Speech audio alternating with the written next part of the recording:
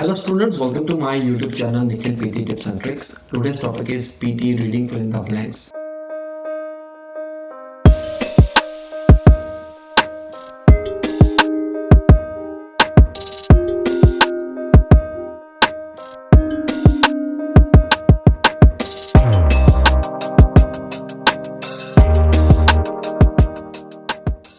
And this video will be in Hindi language.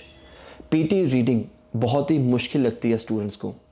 आज मैं आपको ऐसे टिप्स एंड ट्रिक्स बताने वाला हूँ जो आपकी हेल्प करेंगे रियल एग्ज़ाम में अच्छा स्कोर हासिल करने के लिए, जिससे आपके क्वेश्चंस जल्दी सॉल्व हो जाएंगे। एक वीडियो के अंदर आपको काफ़ी कुछ सीखने को मिलेगा। गाइस, हम क्वेश्चन भी करेंगे और साथ साथ में आपको बताएंगे भाई इसका आंसर यहाँ पर क्यों आया। तो पूरी वीडियो एंड तक देखना और आज के बाद आपके फिलिंग द ब्लैंक्स जो हैं वो जल्दी सॉल्व होने शुरू हो जाएंगे, ऐसा मैं उम्मीद करता हूँ। तो टाइम ना वेस्ट करते हुए आज का टॉपिक शुरू करते हैं। सबसे पहले आपको क्या करना है, क्वेश्चन आपकी आंखों के सामने है। PT reading filling the blanks reading वाले आज हम करने वाले हैं। आपके पास 2.5 मिनट ही हैं जिसके अंदर आपको इसको सॉल्व करना है। एक्चुअली में रीडिंग के अंदर 5 सब सेक्शंस होते हैं, रियो द पैराग्राफ्स और 2 तरह के फिल द ब्लैंक्स। ये तीनों पार्ट्स इंपॉर्टेंट हैं, लेकिन जो बच गए multiple choice, multiple answer, single answer, वो अनइम्पॉर्टेंट होते हैं। तो हमने रियो द पैराग्राफ्स और फिल द ब्लैंक्स के ऊपर ही फोकस करना है। तो आज हम करने वाले हैं reading fill the blanks reading वाले, जिसको हम ड्रैग एंड ड्रॉप भी कहते हैं। तो हमारे पास म्यूचुअल टाइम होता है अप्रोक्सीमेटली 25 मिनट्स टू 30 मिनट्स। तो गाइज, हमें क्या करना है, हमें एक फिल इन द ब्लैंक्स जो रीडिंग वाला है उसको 2 मिनट के अंदर अंदर सॉल्व करने की कोशिश करनी है। सबसे पहले आप पूरा पैसेज, पूरा क्वेश्चन रीड करोगे। ये आपका फर्स्ट स्टेप है। पूरा क्वेश्चन रीड करने का मतलब क्या होगा, आपको कुछ आइडियाज मिल जाएंगे कि हमारा जो ये क्वेश्चन है वो किसके रिलेटेड हो रहा है। जब आप पूरे क्वेश्चन को रीड करोगे, कई बार ऐसा भी हो सकता है कि आपको फिलिंग द ब्लैंक्स के अंदर वर्ड्स जो हैं वो पता लग सकते हैं कि इसका आंसर यही आएगा। बाकी ये जो कॉन्सेप्ट है, ये जो टॉपिक है, ये सिर्फ प्रैक्टिस से इंप्रूव होगा। तो गाइस, हिंदी में बनाने का मकसद क्या है, ताकि आप सभी लोगों को समझ आए, खास तौर के ऊपर उन स्टूडेंट्स को जिनको इंग्लिश नहीं आती है। तो सबसे पहले हमारा पहला टास्क क्या है, पूरा का पूरा क्वेश्चन रीड करेंगे, ऑप्शंस रीड करेंगे। और अगर ग्रामर रूल्स आपको पता है, इज आर एम के साथ क्या लगता है, फर्स्ट वर्ब कहाँ आएगी, सेकंड कहाँ आएगी, थर्ड क्या आएगी, तब आपके लिए क्वेश्चन बिल्कुल इजी हो जाएगा। अगर आपने मेरी वो वीडियो नहीं देखी है ग्रामर रूल्स की, जहां पर मैंने टेंसेस को एक्सप्लेन किया है, सर्च कर सकते हैं grammar rules by Nikhil Arora. जरूर सर्च करना, तभी आपको ये वीडियो समझ आएगी, वरना नहीं आएगी। तो मैं मान के चलता हूँ कि आपने वो ग्रामर रूल्स देखे होंगे। Guys, Lake Turkana is a large lake in Kenya, East Africa. This dash of Africa was. अब देखो this कहाँ पर यूज होता है, this का मतलब होता है सिर्फ एक। एक कहाँ पर यूज होता है, जो हम सिंगल की बात करते हैं। अब यहाँ पर हम देखते हैं सबसे पहले कि कोई ऐसा वर्ड है जो बता सके, सिंगल वर्ड को डिनोट करता हो। अगर आपको नहीं पता लगता, इसको छोड़ दीजिए, टाइम वेस्ट नहीं करना है, क्योंकि हमारे लिए टाइम लिमिटेड है। हम आगे बढ़ेंगे। कई बार क्या ऐसा होता है, हो सकता है कि आपको क्वेश्चन के अंदर ही उसका आंसर मिल जाए। ओके, इसको छोड़ देते हैं, पढ़ेंगे पूरा। हियर आर्कोलॉजिस्ट हैव फाउंड, देखो प्लूरल है इसलिए हैव का इस्तेमाल हुआ, have found found piles of dash, both human and animal. अब इसके अंदर चेक करिए, ह्यूमन और एनिमल के अंदर कौन सी ऐसी कॉमन बात होती है, इससे हमारे को आइडिया लग सकता है, वो हम बाद में चेक करेंगे। And collections. अब एक बात का ध्यान रखिए, यहाँ पर आया एंड कलेक्शन। एंड के पीछे और एंड के बाद या पहले कोई वर्ड आ जाता है और हम देखते हैं उस वर्ड के पीछे किसकी बात हो रही है, कलेक्शंस, मतलब प्लूरल की बात हो रही है, तो चांसेस बड़े हाई हैं आगे भी प्लूरल आए। उसी तरह यहाँ पर चेक करिए, अनकवरिंग एंड डैश, यहाँ पर किसकी बात हो रही है, इसके लगा हुआ है आईएनजी। एंड के आगे क्या वर्ड लगा हुआ है, आईएनजी वाला। तो चांसेस बड़े हाई हैं एंड के पीछे अगर ब्लैक आ जाए तो हमारा जो वर्ड है वो भी आईएनजी वाला आएगा। ओके, हम आगे बढ़ते हैं, क्या पता हमारे को क्वेश्चन के अंदर ही मिल जाए अपना आंसर।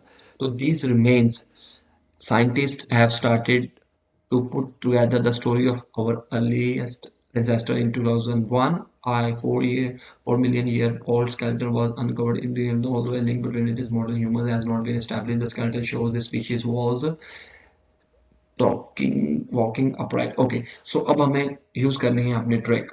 दिस के बाद क्या आएगा हमारा सिंगुलर। सिंगुलर कौन कौन सा है? रिमेन्स नहीं, क्योंकि इसके पीछे एस लग गया। Tools no. City yes. Examine नहीं। अब देखो एग्जामिन यही एक ऐसा वर्ड है। पार्ट ये भी आ सकता है। Indicating no. Bones no. Weapons no. अब देखिए अभी हमारे पास कौन कौन से वर्ड बचे? एक तो बचा हमारे पास सिटी, दूसरा बचा हमारे पास पार्ट। अब हम बात करेंगे इस क्वेश्चन के ऑप्शन की। This dash of Africa was home to some of the first humans.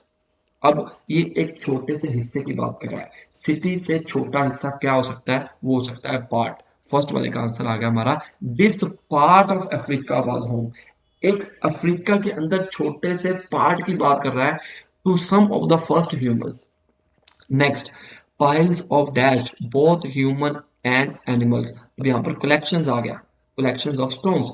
मैंने बताया था यहाँ पर कौन सा वर्ड आ रहा है? यहाँ पर एस आ रहा है, प्लूरल की बात हो रही है। तो चांसेस बड़े हाई हैं कि यहाँ पर कोई ऐसी चीज हो जिससे हमें पता चले कि आगे भी प्लूरल ही आएगा। अब हम वो देखेंगे प्लूरल वाले कौन से हैं, बाकी नहीं देखेंगे। एक तो बोन्स है, वेपन्स है और रिमेन्स है। अब इन दोनों में ऐसी कौन सी, तीनों में कौन सा ऐसा वर्ड आएगा जो इन बोथ ह्यूमन और एनिमल के अंदर होता है? बात क्या हो रही है? बात हो रही है बोन्स की। बोन्स हड्डियां एक ऐसी चीज है जो ह्यूमन के अंदर भी है और एनिमल के अंदर भी होती है। तो और एक तो ये हो गया हमारा। दूसरा लॉजिकल लगा प्लूरल आना था, क्योंकि यहाँ पर इलेक्शन हुई पड़ी है। यहाँ पर एंड के पीछे इलेक्शंस की प्लूरल की बात हो रही है। और अब हम बात करते हैं next. Stones that humans use as dash. Stones हम किसके लिए यूज करते हैं? अपने दिमाग को यूज करो। स्टोन्स अब पुराने जमाने में अगर हम बात करें, पूरी सिचुएशन को समझने की कोशिश करो। पुराने जमाने में आज से बहुत साल पहले लोग स्टोन्स को एज ए टूल अप्लाई करते थे। तो आंसर क्या आ गया हमारे पास? टूल्स, जो कि यहां पर आपको मिल गया। Right. By carefully uncovering and dash these remains. ठीक है, uncovering and dash these remains मतलब कि इसको चेक कर रहे हैं वो। ठीक है ना, चेक करने को क्या आता है? देखो, scientist have started to put together the story of earliest ancestors. वो बता रहे हैं कि ऊपर सिचुएशन क्या हो रही है, पार्ट की बात हो रही है, ह्यूमन बोन्स की बात हो रही है, और हमने टूल्स की बात कर ली। और इससे आगे by carefully uncovering and examine. अब देखो आईएनजी वाला आना था। अभी हमने कौन कौन से वर्ड पढ़े हुए थे? वेपन्स पढ़ा हुआ था, इंडिकेटिंग पढ़ा था, एग्जामिन पढ़ा था, रिमेन्स पढ़ा था। रिमेन्स नहीं आएगा, वेपन्स नहीं आएगा, क्योंकि यहाँ पर आईएनजी लगा हुआ था। तो जैसा कि मैंने आपको बताया कि पीछे वर्ड वही आएगा मोस्ट प्रोबेबली जहां पर आईएनजी लगा हो। तो वो था indicated examine. According to situation क्या बात कर रहे हैं? एग्जामिन की बात कर रहे हैं। देखिए कितने ही इजी वे के साथ आपको एक ट्रिक पता चली।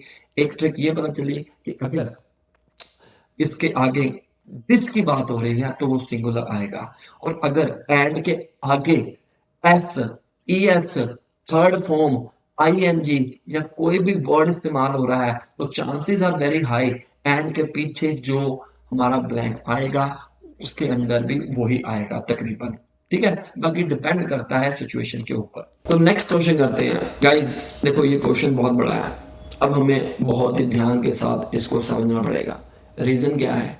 क्योंकि इसके अंदर क्वेश्चन बड़ा है और ब्लैंक्स सिर्फ 3 हैं, पर हमें वो करने हैं। तो हम पूरा क्वेश्चन रीड नहीं करेंगे इस सिचुएशन के अंदर। अब हम क्या करेंगे? अब हम ये देखेंगे, ग्रामर रूल्स का अप्लाई करेंगे। अब the Australian renewable energy agency Arena has के पीछे क्या आता है? ग्रामर रूल्स याद रखिए। हैज़ के पीछे हमेशा थर्ड फॉर्म आती है। अब वो थर्ड फॉर्म कौन कौन से वर्ड्स हैं हम वो पहले वो देखेंगे। जनरेटेड है, एक रिवॉर्डेड है और अवॉर्डेड है। ये तीनों में से ही एक आंसर आएगा। अब देखो अगर आपको ग्रामर रूल्स पता होते तो आप पूरे ऑप्शंस पढ़ने की ज़रूरत ही नहीं पड़ती हमारे को, क्योंकि ग्रामर रूल्स के साथ कुछ हद तक हमारे जो ऑप्शंस हैं वो रिमूव हो जाएंगे, जिससे आपको बेनिफिट होगा। और out of many options C you can C